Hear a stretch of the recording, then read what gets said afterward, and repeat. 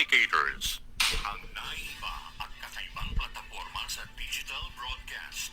Mula Luzon, Visayas, Mindanao hanggang sa iba't ibang dako ng mundo.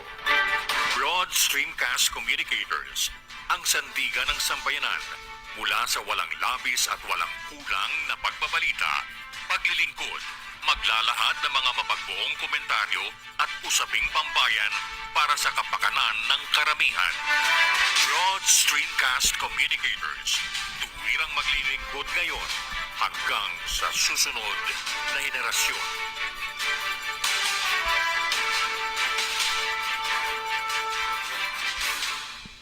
Maayong hapon, magandang hapon po sa lahat ng mga nanonood at nakikinig sa atin dito sa Bistag Live on BSC o Broad Streamcast Communicators.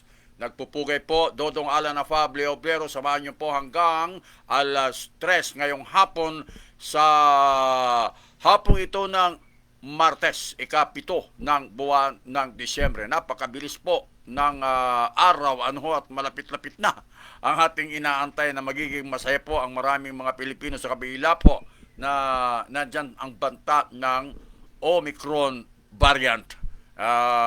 Hindi naman yan mapipigilan ang pag-usad ng araw. Nagpupugay, Dodong Alan Afable Obrero sa tibuok nasod o tibuok kalibutan, saan man kayo naroroon, anuman ang time zones ng inyong mga kinaroroonan. Ang panalangin po ng inyong lingkod, sana nasa mabuti po kayong kalagayan. Kumusta po, bansang Pilipinas?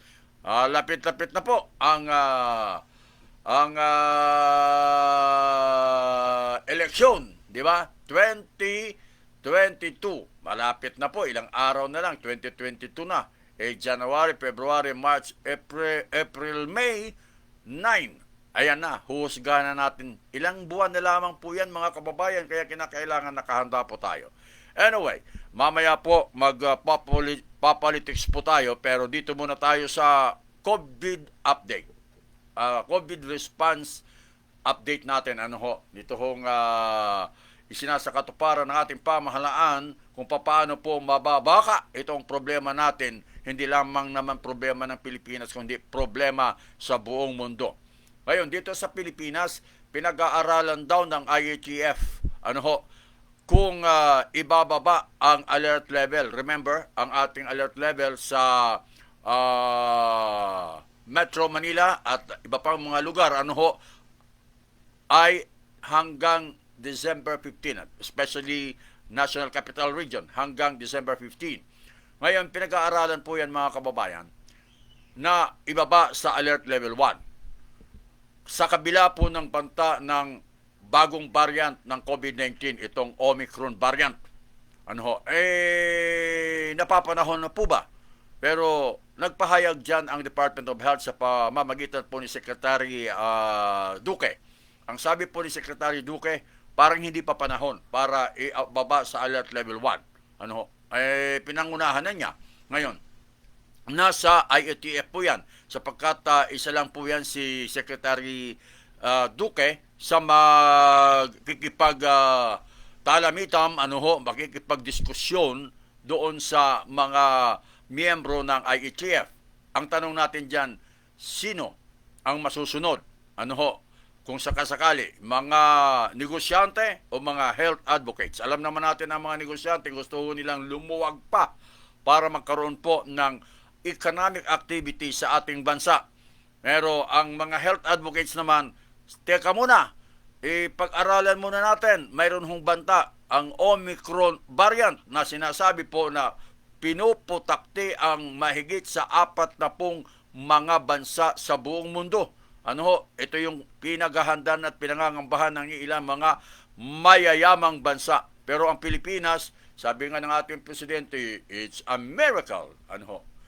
Isang milagro sapagkat sa kabila po ng ang ibang mga bansa ay natataranta at nagkakaroon ng problema because of this new variant ng COVID-19, ang Pilipinas bumababa ang kaso ng COVID-19. Kaya nga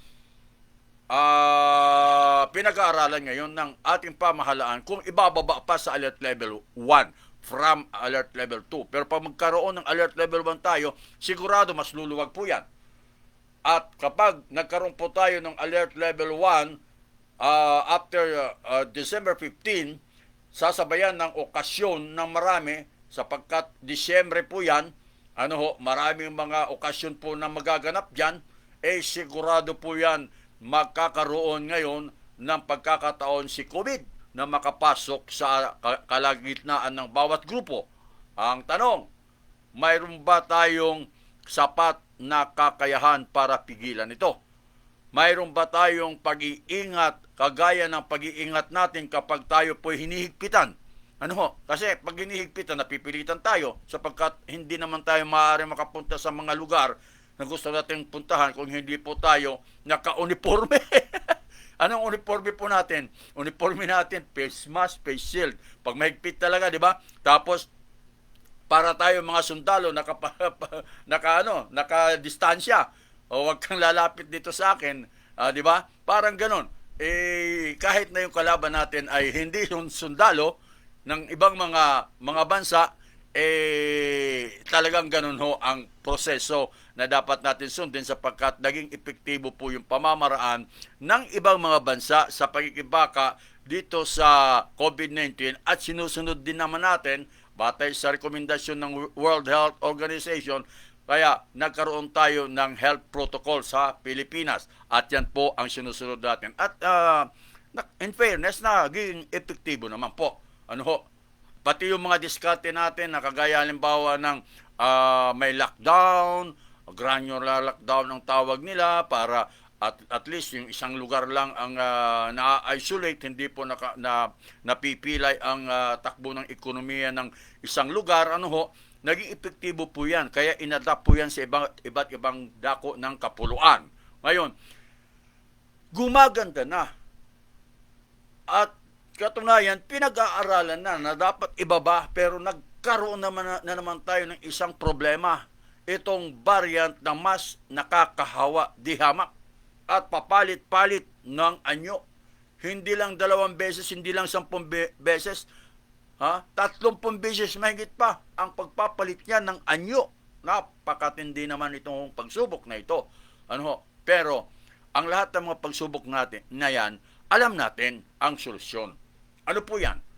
Siyempre, health protocol, magpabakuna, yun ho ang solusyon na alam natin. Alam ng tao. Ngayon, kung hindi ka magpapabakuna, maaaring kapitan ka at kung kapitan ka, maaaring igupo ka. Pero kung mayroon kang bakunado ka, fully vaccinated ka, maaaring mapasukin ka, pero hindi ka maigugupo kagaya ng unvaccinated persons. Kaya, mas maganda pagpabakuna po tayo. Ano pa? Dalawa lang yan bakuna at saka health protocol. Mayroon pang isa. Gamot. 3 na yung pananggalang natin. Gamot, yun hong sinasabi ng mga eksperto. Alam niyo po ba, isa sa mga dahilan po yan, explain po ni Father Bautista kay Presidente, ikaw, kaya mong pumalit kay Secretary Duque. Di ba sa kanyang presentation, ito, matagal na Secretary Duque na nagdanais ng magbitiw sa pwesto. Pero tinanggihan ni Father, sabi, paganda naman ang performance, nagtatrabaho naman ang mama, ayaw niyang palitan. Tumanggi siya. Anyway, kung ano man yan, sila lamang ang nakakaalam. Ngayon, ang tanong natin,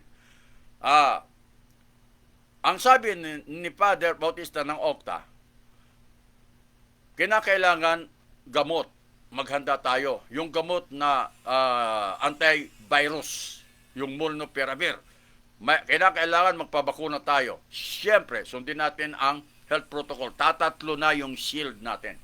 Tatatlo na yung dala-dala nating pananggalang. Ngayon, kapag hindi po natin sundin ang mga iyan, kinakailangan yung 3 na yan magtulong-tulong para tiyak o kaya kahit papano malaking laban natin sa virus na yan. Ngayon, kung hindi natin susundin, isa man yan sa 3, halimbawa, ganito, na mayroon kang ang molnupiravir na maaaring magamit kasi may mga ospital na binigyan ng CSP, Compassionate Special Permit. O pwede, doon ka madala, mayroon ka. Mayroong ibibigay sa iyo na molnupiravir. Tapos, pwede rin, kung hindi ka doon madala, pwede rin wala. May mas malungkot na kalagayan yan. Wala kang pananggalang. Ngayon, isa lang doon ang mawala. Unvaccinated ka, wala, mayroon ka mang tsansa na magkaroon ng molnupiravir, tapos sabihin natin sumusunod ka sa health protocol pero napasok ka pa rin ni COVID, talagang yung tatlo na yan kinakailangan isa doon, lahat pala yan ay kinakailangan masunod mo o di kaya mayroon kang pananggalang. Kasi kung wala, maaari kang pasukin ni COVID. At kung sakasakali man, maaari kang talunin ni COVID. Ano ho? Yun po masaklap na katotohanan. We have to accept the fact na ganoon talaga ang maaaring mangyari sa atin kung magpapabaya tayo. Kaya, kinakailangan magkaroon po tayo ng sense of responsibility bawat isa. Kinakailangan makialam tayo sa ating mga mahal sa buhay, sa ating mga kakilala.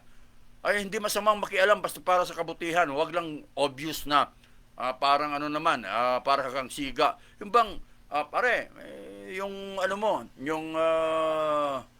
yung face mask mo, ayusin mo baka mamaya malanghap mo si COVID eh. 'Di ba? Hindi na masama 'yon. Masama ba 'yon? 'Di ba? Ngayon nagmamalasakit ka lang. Huwag mo lang pagalitan. Hindi naman tama yon. Kung siguro, kung ikaw ang ama ng tahanan at nakita mo yung kasama mo, mga anak mo kasama mo sa bahay, kung ikaw ang padre di pamilya, di maaaring pabalagbag yung pagsabi mo, ang suot mo dyan, di ba? Bakit nakababa yan? Pwede yun. Pero sa mga kaibigan, pwede tayo makialam in a nice way. Okay. Ngayon, ano ang sabi ng IATF? Ano ho? Sabi po, pinag-aaralan po kung papaano, kung maibababa na sa alert level 1 ang Metro Manila o National Capital Region. Pero mayroon hong mga sinasabi po ang iilan na kinakailangan 70% muna vaccinated ang mga senior citizen, yung person with disability, yung target population. Ibig sabihin, 70% na dapat ang bakunado sa ating bansa. More or less, 70%. Ano? Ako naman, maka 72, lalo na pag 80, di ba? 70-80%. Kahit na sabihin pa natin 80%, mag-face mask pa rin ako. Wala na, this is already a way of life of every Filipino. O di kaya, maaari, hindi lang Pilipino, pati yung iba't ibang mga rasa sa buong mundo, maaaring nakasuot na ng face mask. Ano ho? Hindi naman siguro masama kung magsusuot ka ng face mask sa ibang bansa, hindi ka naman sisitahin. Di ba? Maaaring sitahin ka pa nga kung ikaw ay hindi nakasuot ng face mask.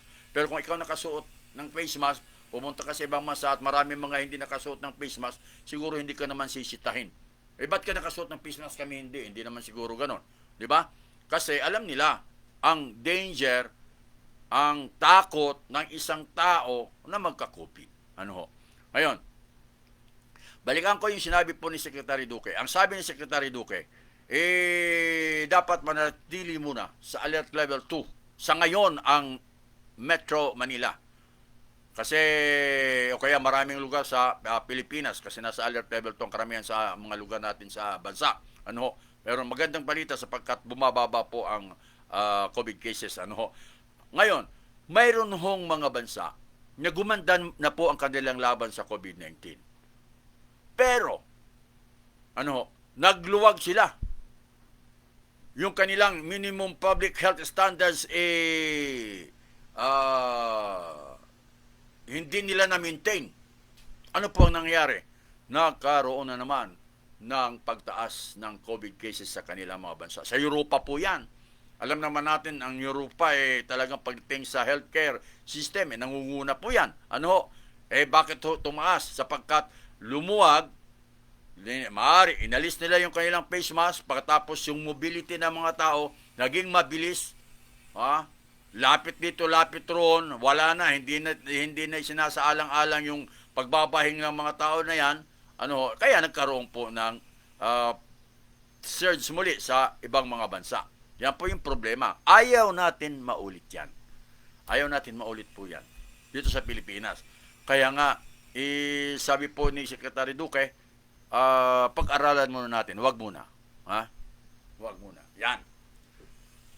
Sa palagay ho ninyo, kayo, mga nakikinig sa atin, sa palagay ho ninyo, kailangan na ba na magkaroon po ng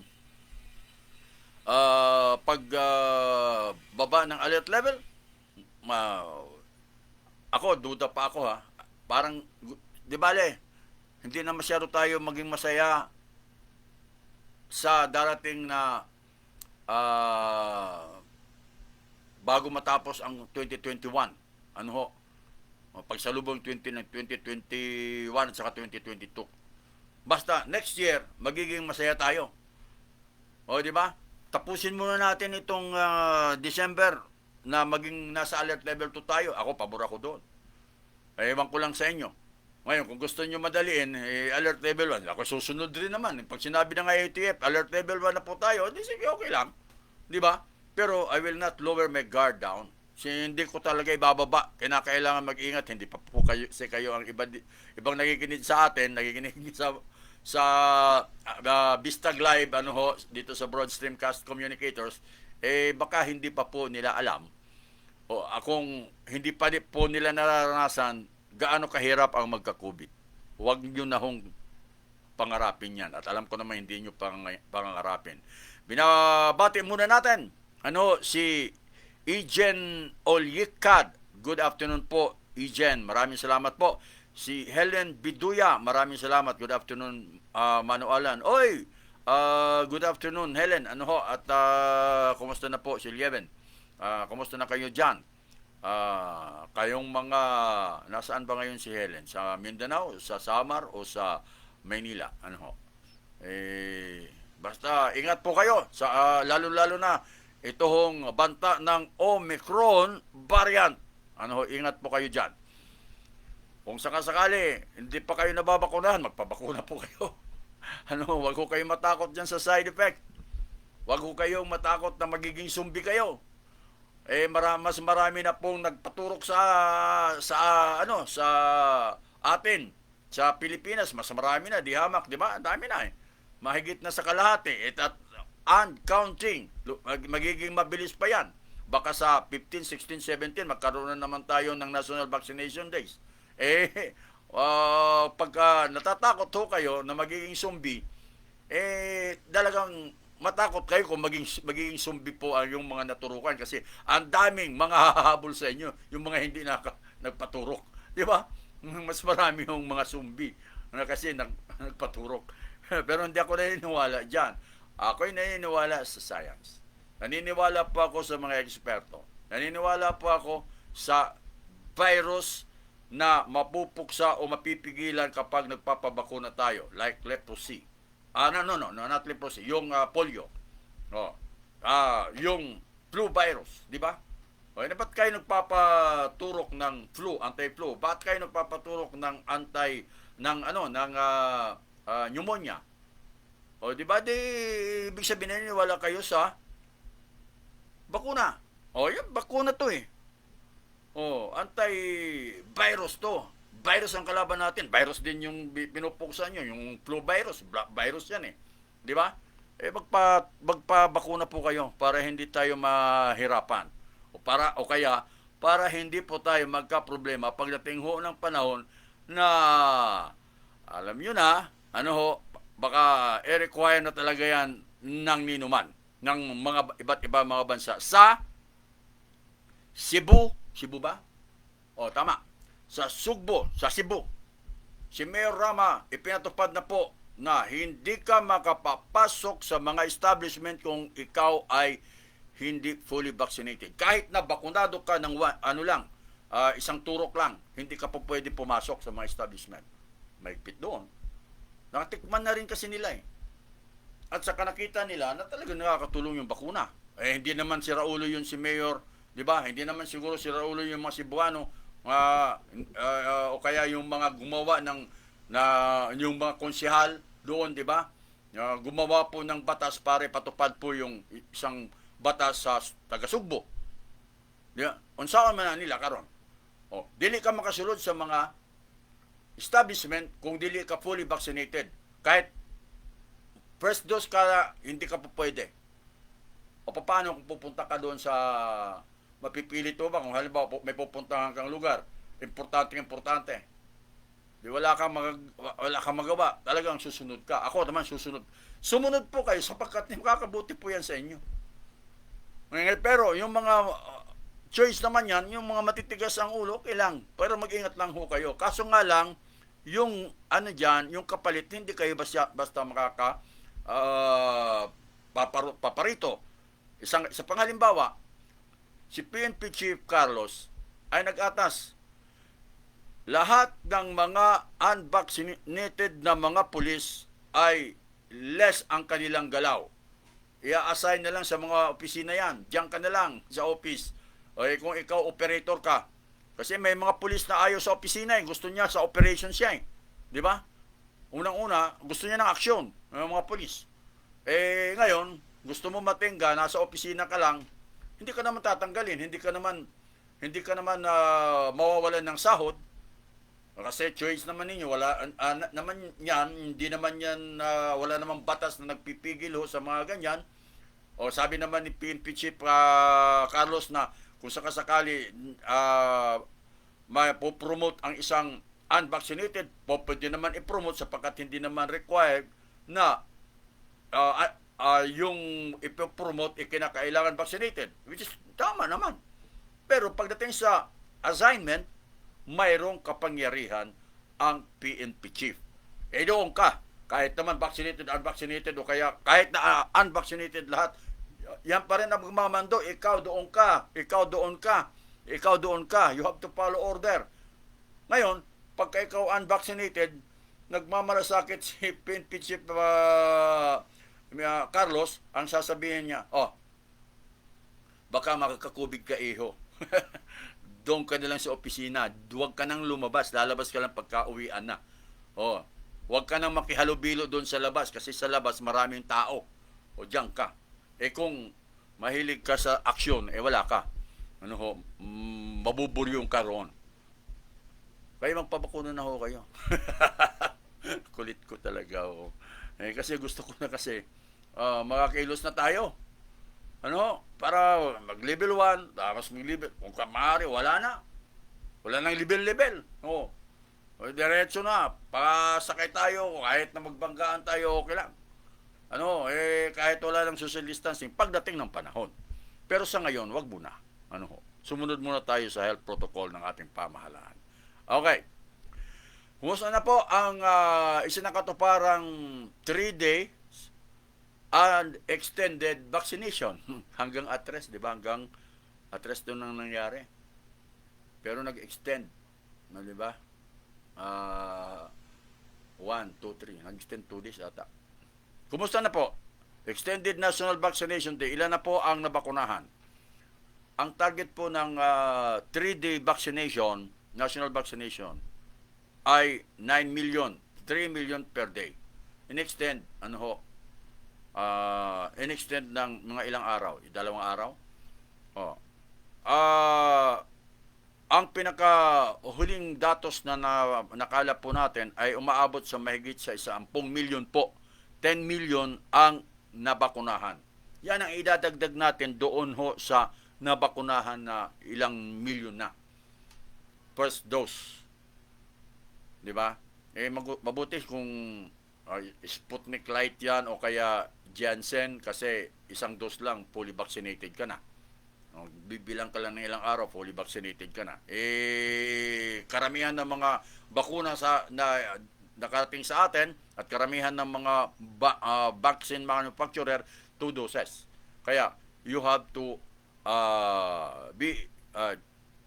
Kumbaga sa ano, you have to be uh, anong tawag nito? Baka mamaya iba yung term na magamit ko eh. Muntik ko na may kasi magbibiroan kami. You have to be Jack.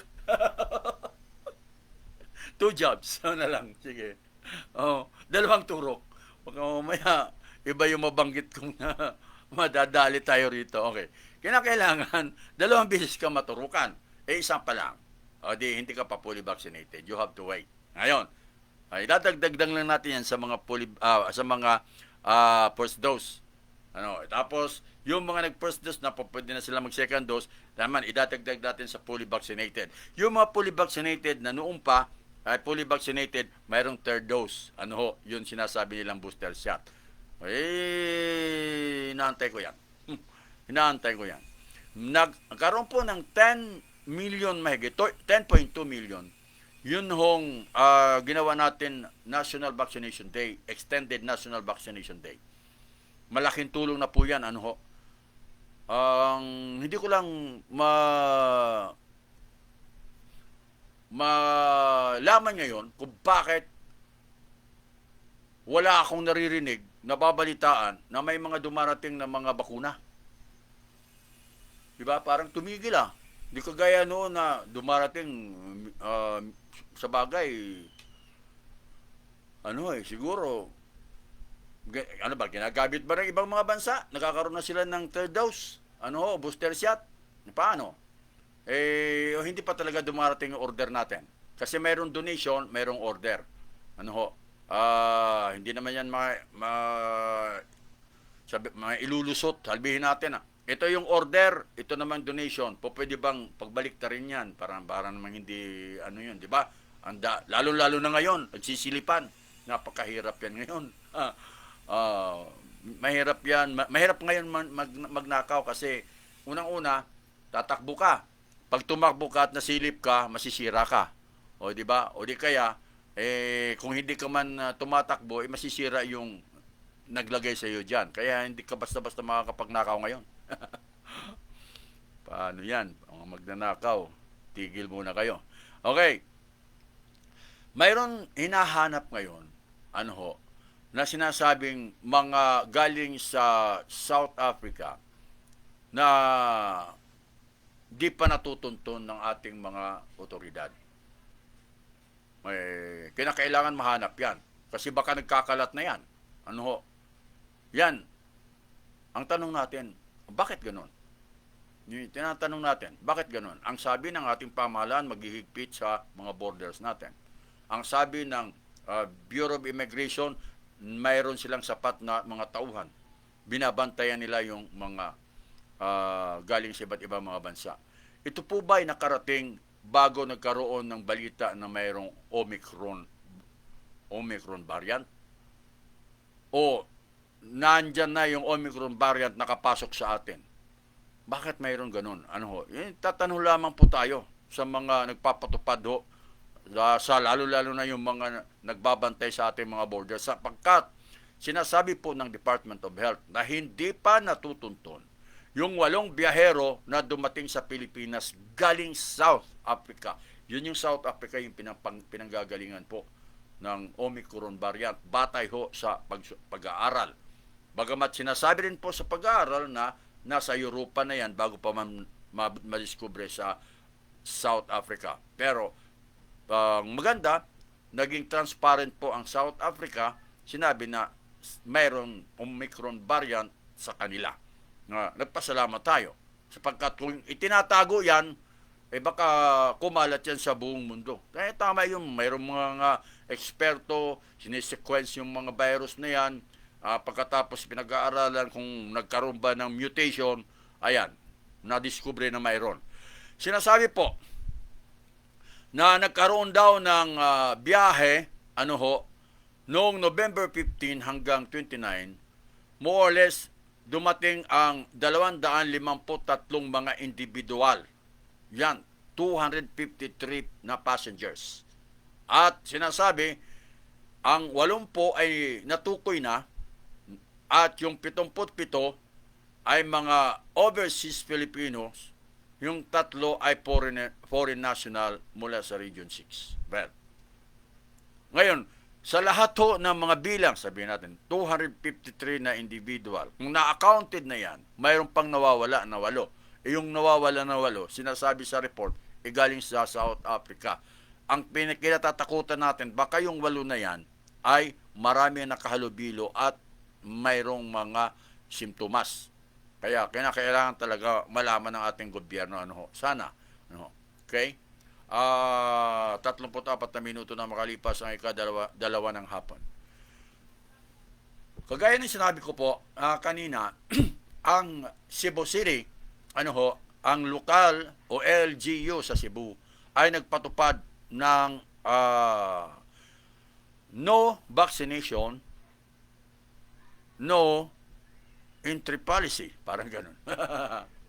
Hindi ka maaaring makapasok sa mga establishment sa Cebu, sa Sugbo, kung dili ka fully vaccinated.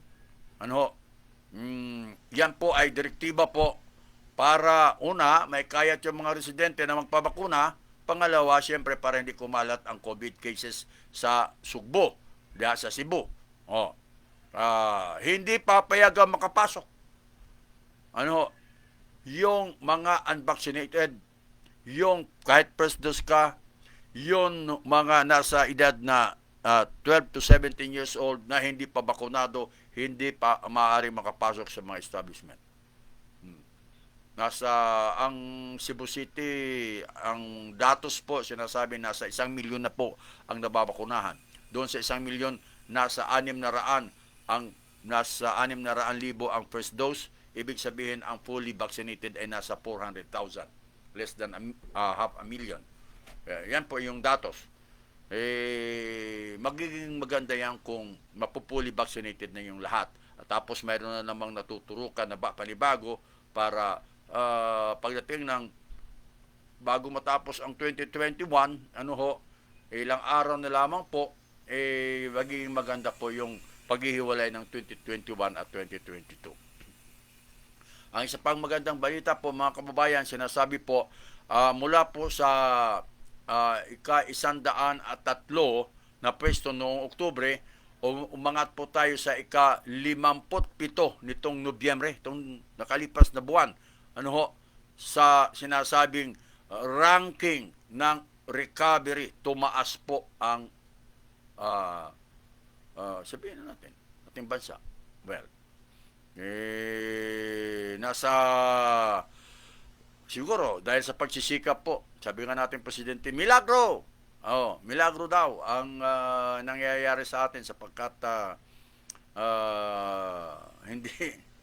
hindi ho dumarami ang COVID cases sa kabila po ng nandyan ang banta ng Omicron variant. Ang Pilipinas po,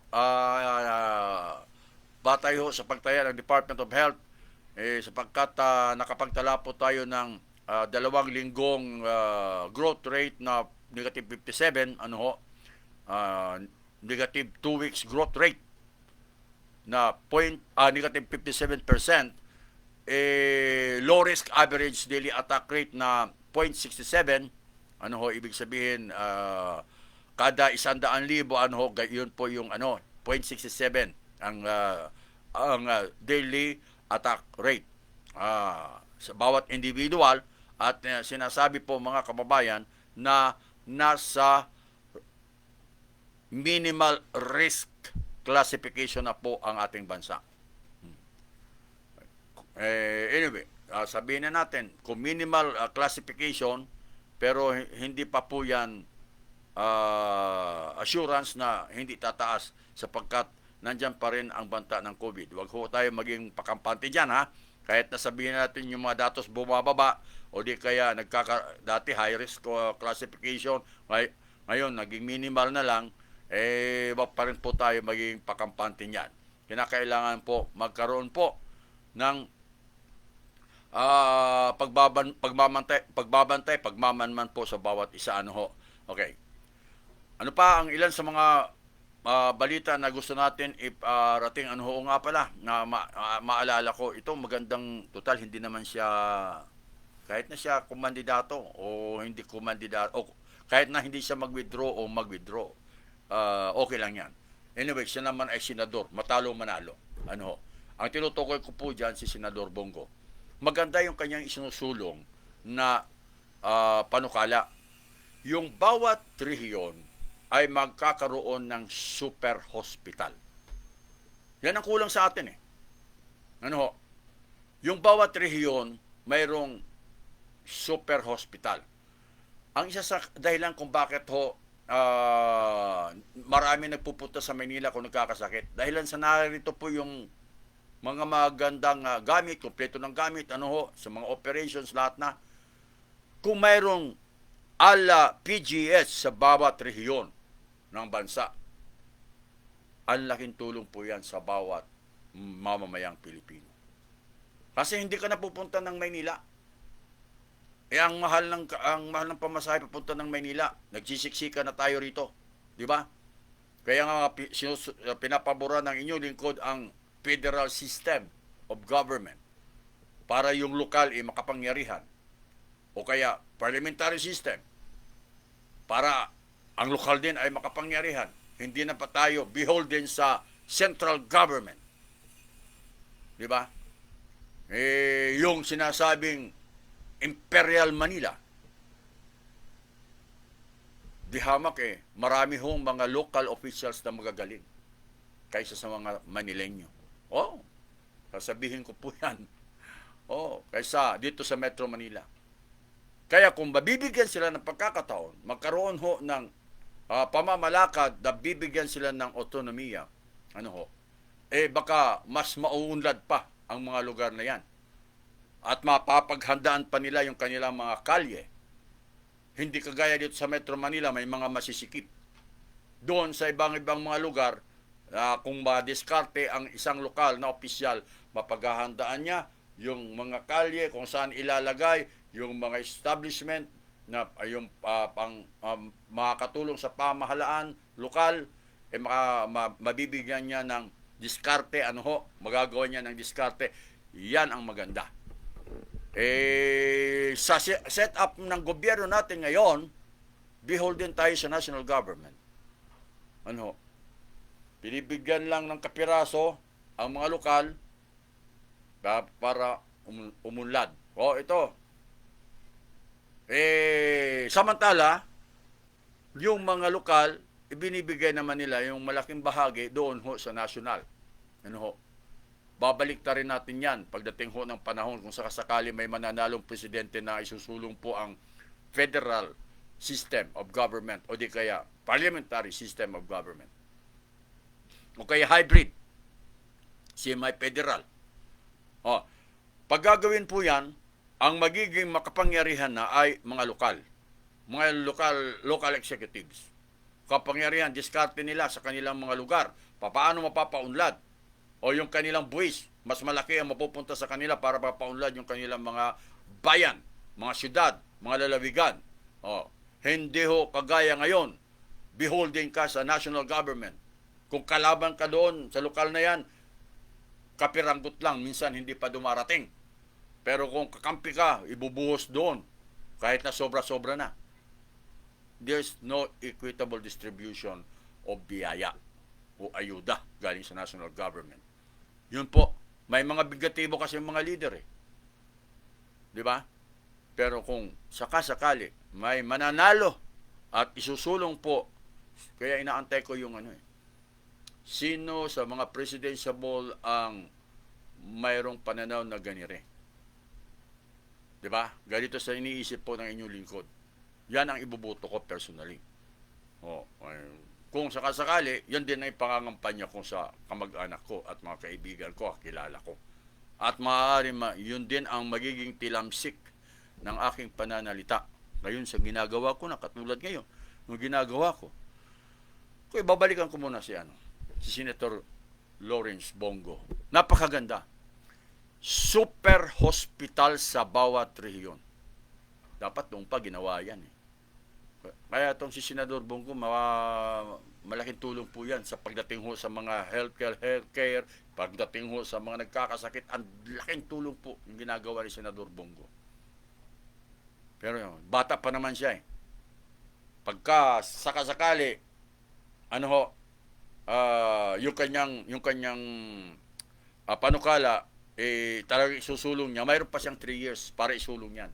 Magagawa pa yan ni Senador Bongo, lalo na kapag magkakaroon ng ganon din kaisipan ang sino mga magiging presidente o magpapatakbo sa ating bansa.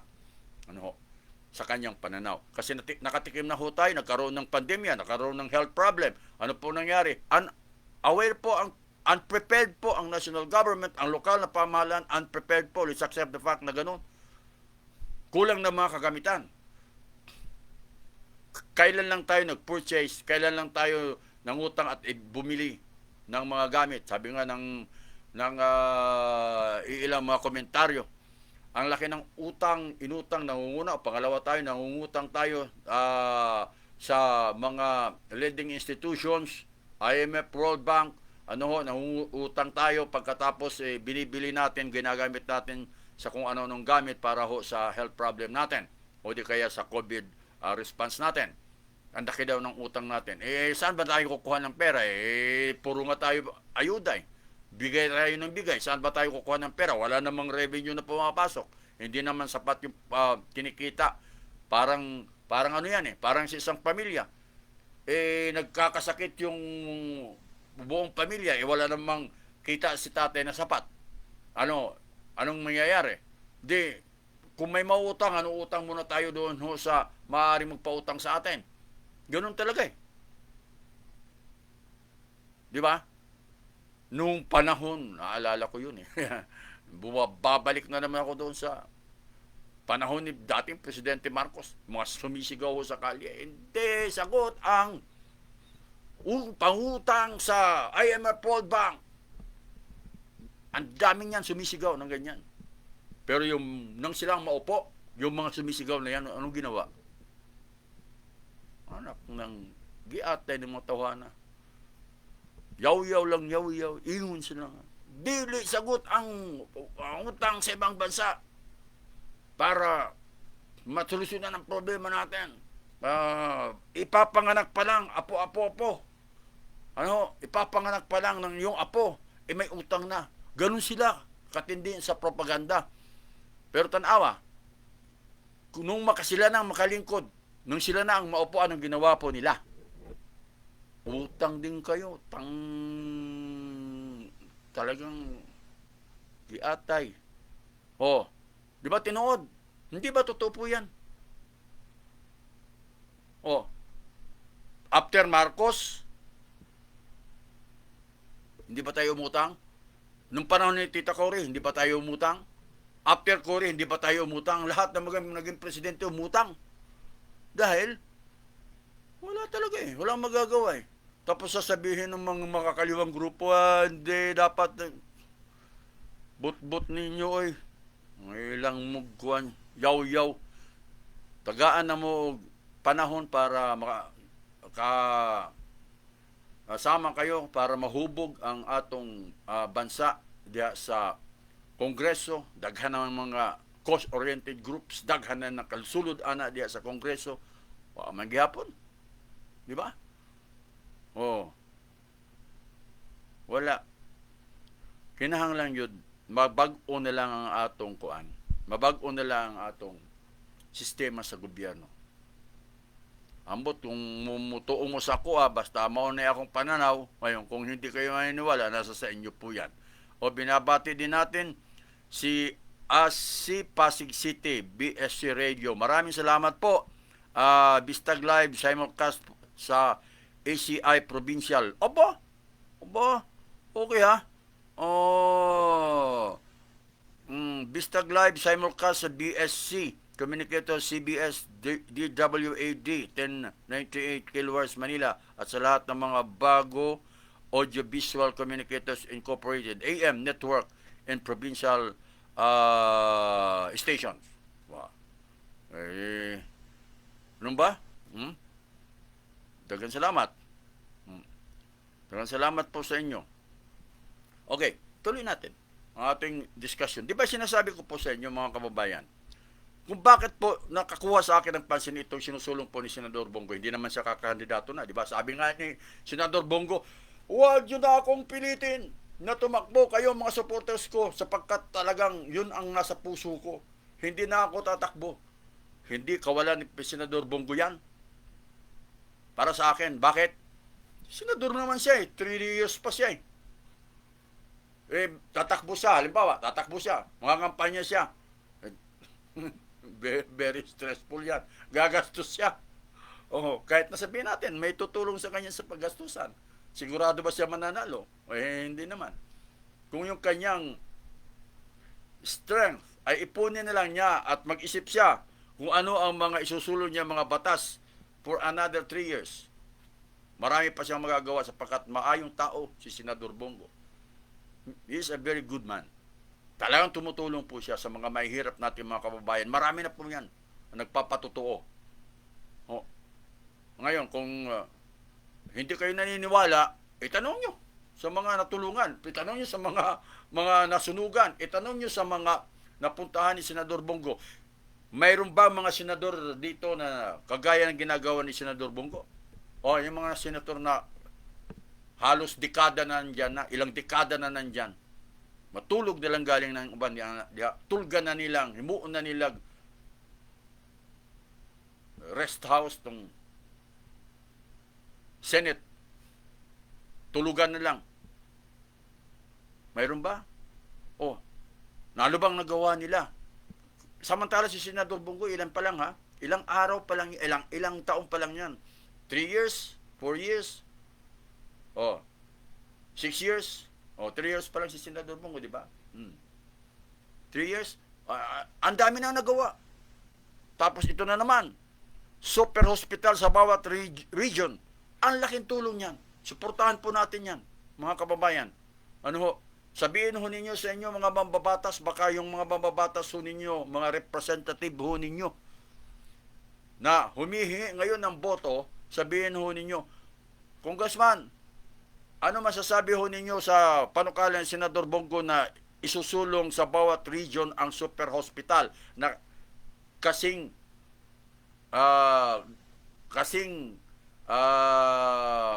equipped sa mga kagamitan sa PGH.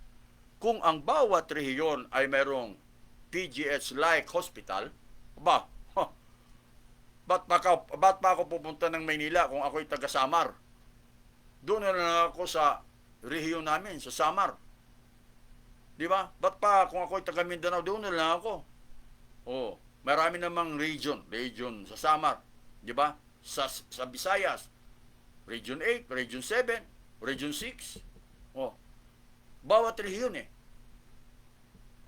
ba't pa ako pupunta ng Maynila? Bawat kilos dito, gastos. Polluted pa. Doon ako sa probinsya. Kaso lang, walang magawa yung ating mga kababayan sapagkat ang kaunlaran inaririto. Sa Cebuano pa, mulutaw man dire ang kwarta. Di ba? Mulutaw ang kwarta dire. Makapatrabaho ka na kay kwarta. Sa probinsya, lisod-lisod man ka makapagtrabaho. Bakit? Wala doong economic activity. Bakit? Walang mga factories, walang mga pagawa, paprika, kung ano-anong mga ginagawa sa mga lokal nila. Hindi mo rin masisisi yung mga alkalde sapagkat wala naman sila rin magawa. Kasi yung pera na nakukolekta nila, napupunta naman dito sa national government. Ngayon, kung babalik rin natin, pagka naging federal tayo, ang national government, kumbaga sa negosyante, di ba mayroon tayong batas na 60-40? Di ba? Yung mga negosyante, mayroon tayong batas na ganyan. Iwan ko, kung yan po ay nasusunod pa, 60-40. 60 sa mga Pilipino, 40 lang sa mga dayuhan pagka dito sa ating bansa, mga ginenegosyo.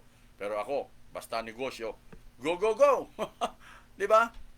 Hindi, sige, para magkaroon ng kaunlaran. Ngayon, parang ganun yun. Kapag ang mga lokal na pamahalaan bibigyan ng kapangyarihan diskarte sa kanilang mga lugar, para mapaunlad at mas malaki ang pera na o buwis na mapupunta sa kanila para sa kanilang kaunlaran. Ano ho? At kapiranggot na lang ang mapupunta sa national government, mas magiging maganda ang takbo sa mga lokal. Bakit? Sapagkat may bubuhos niya. Papagandahan po yan. Magpapagandahan. Bakit? Halimbawa, sa CTA, umunlad. Itong si CTB, pulpol ang mayor. Mahihiya si CTB. Bakit si CTA, halos parehas lang naman sila ng lugar. O pagkatapos biglang umusbong to. Diskarte ni lokal na pamahalaan o ni LGU o ni mayor, o ni gobernador. Diskarte niya. Ngayon, dito sa CTB, halimbawa, mapapahiya siya ngayon sa taong bayan. Pag nagkaroon ng eleksyon, mapapalitan na siya. Kaya kinakailangan paggandahin niya yung kanyang lugar. Pagandahan. Magkakaroon ngayon ng kompetisyon. Magkakaroon ngayon ng magagandang syudad, magagandang bayan sa iba't ibang panig ng bansa. Kanya-kanyang diskarte hanggang sa makakarating pa sa ibang bansa, sasabihin, i-adapt mo ako, maging sister city tayo. Halimbawa, Nevada, USA. Gabit tayo, ito, bayan to sa Samar. Sabihin mo, ako ba isang bayan? Bayan sa Samar. Halimbawa, ano bang bayan sa Samar? Dolores Eastern Samar. Sister city niya ang Nevada, USA. Mayaman, sister city, madiskarte. Kapatid, mayor, kailangan namin dito ng mga negosyante, bagay mo kami, ang bahala rito. Mayroon kayong ganitong mga insentibo. Kanya-kanyang diskarte yan. Umuunlad ngayon. Di ba? Kasi, ganado ka magpaunlad sapagkat yung pera na nakikita mo, na nagagastos mo roon. Hindi yung pera na kinikita ng yung lugar na pupunta sa national government, sa central government, sa Imperial Manila, pagkatapos alana. No. Wala. Naiwan yung bayan mo. Naiwan yung syudad mo. Sisingap. Nagkaroon ng pandemya, hindi ka nakahanda kasi wala ka namang pasilidad. Di ba? Wala kang ospital. Very good. I do agree with Senator Bongo na isulong isang super hospital sa bawat rehiyon ng bansa. Sana suportahan po natin yan. Suportahan po ng iba pang mga mambabatas natin. Daghan kaayong salamat sa inyong tanan. Sa tanan mga kapaminaw karon sa Bistag Live today is Tuesday. Tandaan natin, kapag hindi po tayo makikialam sa mga pangyayari sa ating bansa, walang mangyayari sa atin. Makialam po tayo. Kung hindi tayo makikialam, sino ang makikialam? Kung hindi tayo kikilos, sino ang kikilos? Kaya nga, ang inyong lingkod, maliban dito, mayroon tayong YouTube channel. Dodong Alan Bistag TV. Dodong Alan Bistag TV. May YouTube po kayo? I-search ho ninyo yan. Be a part of that program para magtalakayan tayo. Subscribe po. Okay. Hindi ko naman demonetize yun. Gusto ko lang makatulong, impormasyon, makarating po sa inyo yung dapat na makarating na impormasyon sa inyo. Kagaya nitong COVID update natin, COVID-19 response update natin. Ginagawa natin halos araw-araw po yan sapagkat kailangan po ma-update ang ating mga kababayan anong nangyayari sa ating bansa, lalo-lalo sa mga nasa ibayong dagat. Ngayon, dito sa Pilipinas naman, kung ano po yung mga iba pang mga balita, nakakarating din po sa inyo kasi mayroon din po tayong mga iba pang mga balita na sinisiwalat din po natin. Basta nakakuha ng atensyon sa inyong lingkod, pinag-uusapan natin dito. Daghang kayong salamat sa inyo, sa lahat ng mga nagparticipate, daghang kayong salamat sa inyong tanan. Kay Eugene Oliekad, kay Helen Biduya, kay Asipazig City, daghang kayong salamat. At yung kanyang sinabi, ano ba yan, Vistag Live, Simon Cas sa BSC Communicators, CBS Duwad, 1098 kHz Manila, at sa lahat ng mga bago audiovisual communicators incorporated AM network and provincial stations. Kung ano man yan, hindi ko alam. Basta, daghang salamat po sa tanan. Kini si Dodong Alan ang Pablo Obrero inyong nakauban at muling nagsasabi, stay at home, stay alert, and stay alive. Bye-bye! Daghang salamat po sa inyo.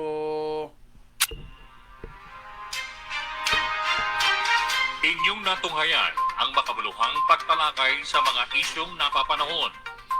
Hanggang sa muli, dito pa rin sa Broad Streamcast Communicators. Para sa malayang pamamahayag, maraming salamat po. Daghang salamat sa inyong tanan. Tatabin pa po, mayong hapon, magandang hapon po. At sa lahat po ng mga nakikinig sa atin, daghang salamat po sa inyo. Dodong Alan na Pablo Obrero, muling nagsasabi, God bless. Bye-bye.